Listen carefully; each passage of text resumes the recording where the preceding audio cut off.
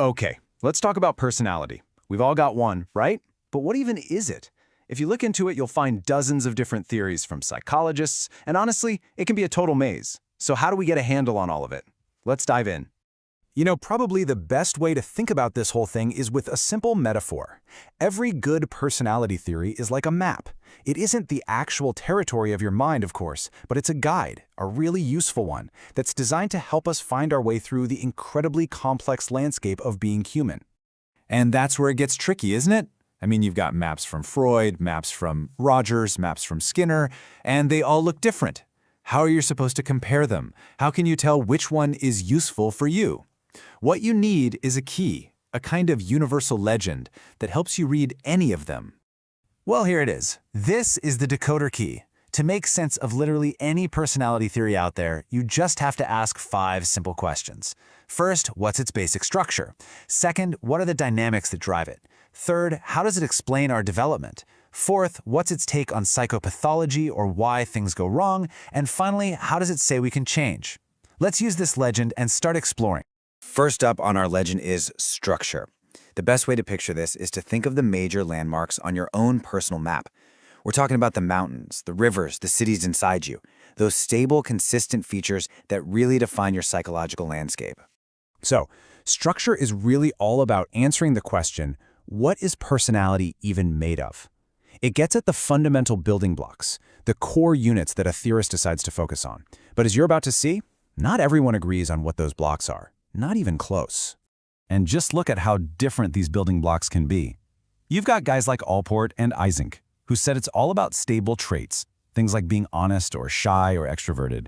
But then you have someone like Carl Rogers, and for him the key structures were your sense of self versus your ideal self. And George Kelly? He believed we see the world through these unique lenses he called personal constructs, like whether you see people as fundamentally kind or cruel. And this is such a great way to see the difference in action. A trait theorist like Allport would say your personality is defined by these consistent qualities, like being honest. But for a humanist like Rogers, the really important structure is the gap, that tension between who you feel you are right now and the person you're striving to be. Totally different ways of mapping the what of who we are. Okay, so if structure gives us the landmarks, the next obvious question is, what's moving us around on this map? And that brings us to dynamics. Think of these as the engine of your car or the winds in your sails. They're the motivational forces that are constantly pushing and pulling us, driving all our actions. Yep, dynamics is all about the why. Why did you get out of bed this morning? Why are you drawn to certain things, and why do you avoid others? Every single personality theory has its own unique answer for what gets us going. And wow, are the answers different. I mean, for Freud, it's all about these deep, primal instincts for life and death, and the anxiety that bubbles up from them. For someone like B.F. Skinner, it's way more straightforward. We're just moved by a lifelong history of rewards and punishments. Then you have humanists like Rogers and Maslow, who believed we're all pulled forward by this built-in desire to grow and become our best selves, what they called the self-actualizing tendency. Okay, so we've got the landmarks and the forces that move us. The third piece of our legend is development. This is, for all intents and purposes, the history of your map. It's the story of how all those unique features got there in the first place, from the time you were a kid right up until today. So this part of the theory really gets at the how. How did you become you? It traces the journey of your personality, trying to explain where it all began, how it grew, and how it eventually settled into the pattern it has now. And again, the explanations are all over the place. Freud famously argued that the core of our personality is pretty much set in stone during a few key stages in early childhood. Erikson took that idea and stretched it out, saying we actually develop through social challenges across our entire lifespan. For behaviorists, it's nothing more than the sum total of your learned habits.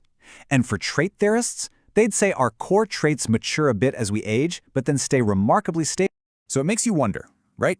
When you think about yourself, do you feel like you were shaped more by those deep childhood conflicts? Or are you more of a collection of learned habits you've picked up along the way?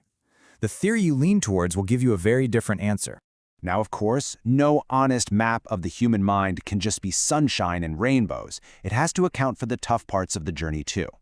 And that brings us to psychopathology, what we can think of as the dangerous territories on the map, the places where we get stuck, feel lost, or just can't function anymore. At its core, this piece of a theory is trying to explain why things go wrong. It gives us a way to understand psychological pain and suffering, And it always ties that suffering back to the theory's main ideas about structure and dynamics. And just look at the different causes they propose. For Freud, our problems come from these unresolved battles raging deep in our unconscious. For Skinner, it's much simpler. We've just learned the wrong or unhelpful behaviors. For Rogers, suffering comes from that painful mismatch, that incongruence between who we are and who we think we should be. And for cognitive theorists, it all comes down to distorted thinking and irrational beliefs. But here's the good news. A good map doesn't just show you where the swamps and cliffs are, it should also help you find a new way forward. And that brings us to our final piece of the legend: change. This is probably the most hopeful part of any theory, because it explains how we can actually redraw parts of our map and grow. See, what's so important to get here is that a theory of personality isn't just describing how things are, it's also prescribing how things can get better.